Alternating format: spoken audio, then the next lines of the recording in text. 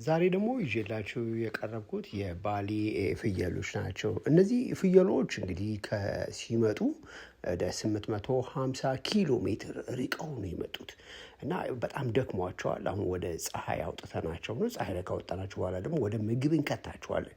ግን ሰውነታቸው ተደራርቦ ስለመጡ በመኪናው ትንሽ መንገጫገጭ ስላለ ወደ ፀሐይ ላይ አውጥተናቸው እንደምታዩት ሰውነታቸው በጣም ያብረቀርቃል። በጣም ረዣዥሞች ናቸው። አሁን እዚህ ላይ የምናየው ምንድነው? የሚያነክሳለ፣ የሚያስለዋለ፣ ተቅማጥ የያዘዋለ። በምን ሊመጣበት ቻለ ተቅማጥ? በውሃ ብክለት፣ በምግብ ብክለት። እዚህ መንገድ ላይ ሲደራረቡ የመታፈን የገጠመዋለ። ይህን እያንዳንዳቸው ማየት ስላለብን ወደ ውስጥ ከመግባታቸው በፊት ከዛ ደግሞ ውስጥ ሲገቡ ደግሞ የተለየ የጥንቃቄ ስራ እንሰራለን። በተለይ ከተለያየ ቦታ ላይ ስለመጡ እግሮቻቸው በተለይ መታጠብ አለባቸው።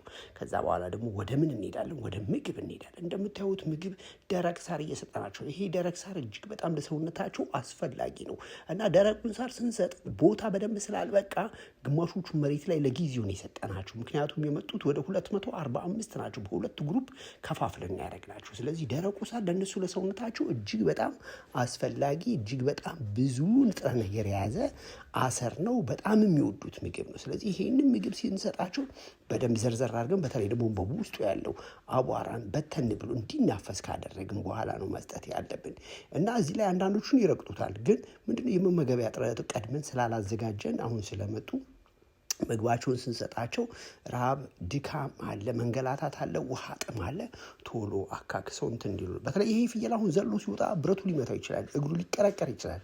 እዚህ ላይ በጣም ጥንቃቄ ማድረግ አለብን። መደራረብ፣ መተፋፈን እንዳይኖር ጥንቃቄ አድርገን ምግባቸውን በደንብ እንሰጣለን። ከዛ በኋላ ደግሞ ውሃ እንዲጠጡ እናደርጋቸዋለን። በዚህ መልኩ ምንም ደግሞ እነዚህ ቅድም ነገር የባሊ ፍየሎች ናቸው። ቅድም ከነበሩት ጋር ለያይተናቸው፣ ምክንያቱም ቦታ አልበቃም። ቦታ ሳይበቃት ሲቀር በአንድ ቦታ ላይ ጥቅጥቅ ከማድረግ እነሱን ለያይተን ለብቻ ምን እናደርጋቸዋለን? እናስቀምጣቸዋለን። ስለዚህ አሁንም እነዛም ምን እያደረጉ ነው? ምግባቸውን በአግባቡ እየበሉ ነው። የመመገቢያ ሁኔታቸው ግን ምን ይመስላል? እንደዚህ ዘርዘር አድርገን ቦክስ ነገር አንጠልጥለን ማብላት አለብን። አሁን እዚህ ጋር አይበኩሉትም፣ እዚህ ጋር ግን ይበኩሉታል። ስለዚህ ፍየሎቻችንን ስንገዛ ከመግዛታችን በፊት ምን ማዘጋጀት አለብን? የሚመገቡበትን እቃ በደንብ ማዘጋጀት አለብን። እንዲበሉ በደንብ በሰፊው እንዳይጣሉ፣ እንዳይረባበሹ ጥንቃቄ ማድረግ አለብን። ይህን ካደረግን ፍየሎቻችን የሚፈልጉትን ምግብ ይበላሉ። ሰውነታቸው ምን ይሆናል? እረፍት ያደርጋል። ባረፉ ቁጥር ደግሞ ምን ይሆናሉ? ሰውነታቸው ኪሎአቸው ይጨምራል። ስጋቸው እንዲጣፍጥ፣ ከፍተኛ የስብ ክምችት በሰውነታቸው ውስጥ እንዲካሄድ ያደርጋሉ። ስለዚህ ፍየሎችን ስናረባ ምን ማድረግ አለብን? የመመገቢያ፣ የማደሪያ፣ የሚበሉበት፣ የሚጠጡበት ንጹህ ውሃ፣ ጥሩ የአየር ዝውውር፣ ጥሩ ሕክምና፣ ትንሽ በልተው ብዙ ጥቅም የሚያገኙበት፣ ሰውነታቸው ቶሎ ኪሎን የሚያገኝበትን በርካታ ነገሮችን ማመቻቸት አለብን። ስለዚህ እነዚህ ፍየሎች ከዛም ያህል ኪሎ ሜትር ከመጡ በኋላ እኛ ጋር ያላቸው አያያዝ ምን ይመስላል? ቅድም ተርበው ሲረበሹ ሲጮሁ እንደነበር ታስታውሳላችሁ። ስለዚህ እንደ አደጉት ሀገር በዘመናዊ የሰው ሰራሽ ማዳቀል ብንጠቀም ምን ያህል በፍየሎቻችን ተጠቃሚ እንሆናለን? ወጣቱ ትውልድ አንድን የወተት ላም ከሚገዛ በርካታ ፍየሎችን በመግዛት ውጤታማ መሆን ይቻላል። ፍየሎቹ ግን ምን ያህል ጊዜ እኛ ጋር ይበላሉ? ምን ያህል ጊዜ ይጠጣሉ? ደረቅ ሳር ብቻ ነው የሚፈልጉት ወይስ ደግሞ ሌሎች ተጨማሪ ምግቦችን ይፈልጋሉ? እነዚህ ፍየሎች ለምን ለብቻቸው ተለይተው ቁጭ አሉ? ይህ ምንን ይነግረናል? አንቀሳቅሰን እንዲበሉ ማድረግ መቻል አለብን። ናቸው ከቀሰቀስናቸው በኋላ ሄደው ምን ይሆናሉ? ደክሟቸዋል። ረዥም መንገድ የመጡት 800 ኪሎ ሜትር በላይ ነው የመጡት። ስለዚህ ቀስቅሰን እንዲበሉ ማድረግ አለብን። እንስሶች ህይወታቸው ምንድን ነው? መሮጥ፣ መድከም፣ መሮጥ። ይሄ ደግሞ ሰውነታቸው እንዲህ ሲል ያደርጋል። ስለዚህ በአንድ ቦታ ላይ ሰብስበን ግን ስናበላቸው ጉልበታቸው ይሰበሰባል፣ አቅማቸው አይደክምም። ሰውነታቸው ምን ይሆናሉ? መስሎቻቸው ጠንካራዎች ናቸው። መስሎቻቸው ስስ ናቸው ስንላቸው። አለበለዚያ ረዥም መንገድ የሚሄዱ ግን ከሆነ ምን ይሆናሉ? ይደክማሉ፣ ሰውነታቸውንም ያጣሉ፣ ይከሳሉ። በተጨማሪ ደግሞ በሰውነታቸው ውስጥ ያሉት ፓራሳይቶች ደግሞ ደሞቻቸውን ስለሚመጧቸው ምን ይሆናሉ? አሁንም አቅም ያጣሉ፣ ለተለያየ በሽታ ይጋለጣሉ። የፈለገ ምግብ ብንሰጣቸው ምግብ የመብላት ፍላጎታቸው ይወርዳል። ስለዚህ ይስላሉ፣ ያስነጥሳሉ። ይሄ ደግሞ ለተለያየ በሽታ እንዲጋለጡ ያደርጋል። ሁልጊዜ ምን መስጠት መቻል አለብን? ስለዚህ ምግብ ላይ ትኩረት። የምንሰጣቸው ምግብ የፕሮቲን ይዘቱ ከፍተኛ ነው፣ የቫይታሚን ይዘቱ ከፍተኛ ነው። ከነዚህ ውስጥ ደግሞ የታመመ አለ። እያንዳንዱን እያሽከረከርኩ ማነሳው ለምንድን ነው? ሁልጊዜ አንድ ባለሙያ ሲገባ ምግብ በሉ ብቻ ሳይሆን የሚያስለው አለ። ለብቻው ገለል ብሎ የተቀመጠ ፍየል አለ። ለምንድን ነው ገለል ያለው? ምንድን ነው ምክንያቱ? አሞታል፣ ተቅማጥ አለበት። በደንብ ማየት አለበት። ተደብቀው የሚጮሁ ካሉ ድረሱልን እያሉ ነው። እርቧቸው የሚጮሁ ካሉ ተርበናል እያሉ ነው፣ ተጠምተናል እያሉ ነው። ስለዚህ ባለቤት ምን ሆኖ ነው የሚጮሁት? ለምንድን ነው የሚጮሁት? ምግብ አነሳቸው? የሆነ ቦታ ተቀርቅረው ነው? ተመትተው ነው? ተጠምተው ነው ብሎ ባለቤት ማሰብ አለበት። ይህን ካደረገ ነው ውጤታማ የሚሆነው። ባለቤት ብዙ ጊዜ ለሰዎች ትቶ መሄድ የለበትም። የተለያዩ ካሜራዎችን በመቅጠም የፍየሎቹን እንቅስቃሴ፣ የፍየሎቹን አዳር፣ የፍየሎቹን ውሎ መከታተልና እንዴት ይበላሉ፣ እንዴት ይጠጣሉ ማየት አለበት። እዚህ ጋር እንደምታዩቸው በርካታ ፍየሎች አሉ። እዚህ ጋርም ሌሎች ፍየሎች አሉ። እርባታ ስንሰራ 3-4 ነገሮችን በአንድ ጊዜ መስራት አለብን። እዚህ ጋር ያሉት የሌላ ዝርያዎች ናቸው። ዝርያዎችን ከዝርያ ጋር ማቀላቀል እንችላለን፣ ግን መጀመሪያ እስኪላመዱ ድረስ አመጋገባቸው ከመጡት ውስጥ የትኞቹ የታመሙ አሉ፣ የመጀመሪያዎቹ ላይ ምን አይነት ሕክምና መስጠት አለብን፣ ምን አይነት የአመጋገብ ክትትል ማድረግ አለብን፣ ምንድን ነው የምንሰጣቸው መኖ ለሰውነታቸው ከፍተኛ ኪሎ ሊያመጣል ይሄ የሰጠናቸው መኖ እውነት ኪሎ ጌን አድርገዋል ወይስ አላረጉ? ለምን ኪሎ አልጨመሩም? ምንድን ነው ምክንያቱ ኪሎ ያልጨመሩበት?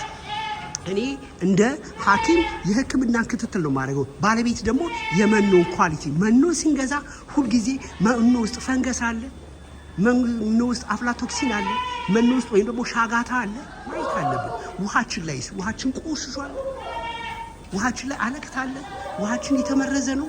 ፍየሎቹ ሲያስቀምጣቸው ማየት አለብን። በጠጥ ካላቸው ተቅማጥ አለ። ይሄ ተቅማጥ ኮክሲዲዮሲስ ነው፣ ሳልሞኔሎሲስ ነው። በጣም ተላላፊ ነው። በርካታ በሽታዎች ወደ ሰው ይተላለፋሉ። ለዚህም ደግሞ እንዳንጠቃኛ ምን ማድረግ አለብን? ጥንቃቄ ማድረግ አለብን። ጥንቃቄ ካላደረግን እኛ ምን እንሆናለን? እንጎዳለን። ስለዚህ እነዚህን ፍየሎች ወደ ከተማ መተን ብንሸጣቸው ምን ያህል ኪሎ ያመጡልናል? ከገበሬው ስንገዛ እንዴት አድርገን መግዛት አለብን? የገንዘብ አቅማችን ምን ይመስላል? ስንት ፍየል ማርባት አለብን? ይህ ሙክት እስኪ እዩት። ከተማ ላይ ብሄድ ምን ያህል ያወጣል? ገበሬው ጋር ግን ስንት ተገዛ? በጣም በርካሽ። ስለዚህ ከገበሬው ላይ ገበያ ቦታ ሄደን በተመጣጣኝ ዋጋ ፍየሎችን ልንገዛ ይገባል። ፍየሎችን ስንገዛ እንዴት መግዛት አለብን? በአቅማችን። እኛ ጋር መጥተው ቶሎ እንዲደልቡ ማድረግ አለብን። እኛ ጋር መጥተው ጥሩ ኪሎ እንዲያመጡ ማድረግ አለብን። እኛ ጋር መጥተው ወደ ገንዘብን መውለድ አለብን። ሚሊዮነር መሆን የሚቻለው 100 ፍየል በመግዛት አይደለም። 500-600 ፍየሎችን ገዝተን አንድ ወር ብናበላቸው ምን ያህል ውጤታማ እንሆናለን? ግን ምን አይነት አንቲ ሄልሚንቲክ እንጠቀማለን? ምን አይነት ቫይታሚን እንጠቀማለን? ምን አይነት ብሮድ ስፔክትረም እንጠቀማለን? ምን በሽታ ሲይዛቸው ነው የተለያዩ መድኃኒቶችን መጠቀም የምንችለው? ወይስ ደግሞ ከሱቅ ዝም ብለን ገዝተን ነው የምንጠቀማቸው? ብዙ ጊዜ ደግሞ የተለያዩ ቫይታሚኖችን ስንሰጣቸው የምግብ ውህደታቸው ሊቀንስ ይችላል። ለምን? ቫይታሚኑ ላይ ከፍተኛ ፕሮቲን፣ ከፍተኛ ካርቦሃይድሬት፣ ከፍተኛ ቫይታሚን ስላለ ሊቀንስ ይችላል። ይሄ ስለዚህ ሊያስጨንቀን አይገባም። ስለዚህ ፍየሎቻችን እንዴት ማከም እንችላለን? እንዴት ክትባት እንሰጣለን? እንዴት ሰውነታቸው የተሻለ እንዲሆኑ ያደርጋል የሚሉትና ተዛማች ስለ ፍየሎች በሽታ፣ ስለ ፍየሎች ክትባት፣ ስለ ፍየሎች አመጋገብ ሁኔታ ወደ ኃይሉ ቤት መታችሁ እንድትሰለጥኑ ለማለት ፈልጌ ነው። በእኛ ማዕከል ላይ ለሚቀጥሉት 4 ቀን በየቀኑ 2 ሰዓት ተኩል የሚፈጅ የፍየሎች እርባታና እንክብካቤ ስልጠና እንሰጣለን። ከዝርያ መረጣ ጀምሮ አንድ የሸረፈች ናት፣ 2 የሸረፈች ነው። ፍየሎቹን እንዴት ነው መምረጥ ያለብን? እድሜያቸውን እንዴት እንለያለን? የኋላ ጡንቻዎቻቸው እስኪ አቀማመጥ ይዋቸው። ወንዶቹ ተዛማች በሽታ ተጠቂ ናቸው። ስለዚህ ሲና ናቸው። ሴቶቹ የምንገዛቸው ወንዶችን ብንገዛ በስንት ጊዜ ወደ ሙክትነት እንቀይራቸዋለን? ሙክት ለማድረግ ምን ያህል ጊዜ ይፈጅብናል? 2 ወር፣ 6 ወር፣ 5 ወር። ሙክትስ የምናደርጋቸው ፍየሎች እንዴት ያሉ ናቸው? እነዚህንና ሌሎችን ተዛማች ነገሮችን ለማወቅ ወደ ኃይሉ ቤት መታችሁ ለሚቀጥሉት 4 ቀን የሚሰጠውን ስልጠና የራሱ ማኑዋል አለ፣ በቅርቡ ተጀምሯል። በድጋሚ ደግሞ መታችሁ መሰልጠን ለምትፈልጉ ከነ ማኑዋሉ እናሰለጥናችኋለን። መታችሁ ደውሉልን። የፍየሎች እርባታ በሀገራችን ኢትዮጵያ ከሚያዋጡ ስራዎች አንዱና የመጀመሪያው ነው። ወጣቶች ይህን ስራ ቢሰሩ እንዴት አድርገው ኢኮኖሚያቸው እንደሚቀየር ዲቴል በደንብ በአብራርተን እናስተምራችኋለን። ለባለፉት በርካታ ዓመታት በእንስሳት ሕክምና በጣም በርካታ ዓመታት ነው የሰራሁት። ስለዚህ የእኛን ልምድ መቅሰም ባይቻልም የተወሰነች ነገር ግን ከእኛ መውሰድ ይቻላል። ምንድን ነው የምንመርጠው? ከየት አካባቢ? ከአፋር፣ ከአበርገሌ፣ ከቦረና፣ ፎገራ፣ ከደብረ ብርሃን፣ ከሱማሊያ፣ ከሐረር የቶቹ ዝርያው? ሁሉም ዝርያዎች ያዋጣሉ። ዋናውና ትልቁ ነገር የኛ የዘር ስራ ነው። የምንመርጣቸው ፍየሎች ምን መሆን አለባቸው? ጤነኞች። የምንገዛቸው ፍየሎች ምን መሆን አለባቸው? ጤነኞች። ከገበሬው ገዝተን ለአንድ ሆቴል አቅራቢ እንኳን ብንሆን በአንድ ወር ውስጥ ለከተማ ውስጥ ላለ ትላልቅ ሆቴሎች ቢያንስ በወር እንኳን ለ5 ሆቴሎች አቅራቢ ብንሆን ምን ያህል እንጠቀማለን? በዛ ላይ ደግሞ ገጠር አካባቢ ምን አለ? ግጦሽ አለ። ሳይሌጅ መስራት እንችላለን። ሳይሌጅ ገፈራ ማለት ነው። ገፈራ እንዴት ይዘጋጃል? ገፈራን ለማዘጋጀት ምን ያስፈልገናል? እንዴት አድርገን ነው ገፈራን የምናዘጋጀው? ከምን ይዘጋጃል? የሚሉና ሌሎችንም ስልጠናዎች ወደኛ ማዕከል ብትወጡ በቀላሉ ማግኘት ትችላላችሁ። ስለዚህ የፍየሎች እርባታ እጅግ በጣም ጠቃሚ የሆነ ስራ ነው። ስለዚህ እዚህ ጋርም ሌሎች በርካታ ፍየሎች አሉ። የት አካባቢ ናቸው? እነዚህን ፍየሎች ለማርባትስ ምን አይነት መንገድ ነው የምንከተለው? እዚህ ጋር ደግሞ እኛ ጋር ደግሞ ያሉት የት አካባቢ ናቸው? ስለዚህ ዝርያን ስንመርጥ እንደ ተቀባይነታችን ባለ ሆቴሉ የየት አካባቢን ዝርያ ይፈልጋል፣ ባለ ሬስቶራንቱ የየት አካባቢን ዝርያ ይፈልጋል፣ ነጋዴዎች ኦነሮች የየት አካባቢን ዝርያ የጂንካን፣ የቤንሻንጉልን፣ የአፋርን፣ የካሚሴን የተለያዩ። ስለዚህ ፍየሎችን ስናረባ ከየት አካባቢ ነው? ቆዳቸው ላይ ምን ችግር አለ? የጤና ችግር አለባቸው? ይሄን የጤና ችግር ለመቅረፍ እንዴት መሆን አለበት? ተቅማጥ አላቸው፣ ይስላሉ፣ ያስነጥሳሉ። ክትባትን መቼ ነው የምንሰጣቸው? ማደለብ ከሆነ ፍየሎችን በአጭር ጊዜ እንዲደልቡልን መቼ ነው ክትባት የምንሰጣቸው? በየስንት ጊዜው አንቲሄልሚንቲክ እንሰጣቸዋለን። በየስንት ጊዜው የተለያዩ ብሮድ ስፔክትረም ቫይታሚኖችን፣ አንቲቢዮቲኮችን እንሰጣለን። ለምንድን ነው የምንሰጠው? ከሰጠን በኋላ ለስንት ቀን ደግሞ ማረፍ አለባቸው። ሳንመገብ ወይም ለባለ ሆቴሎች ሳናቀርብ ስንት ቀን ማረፍ አለባቸው።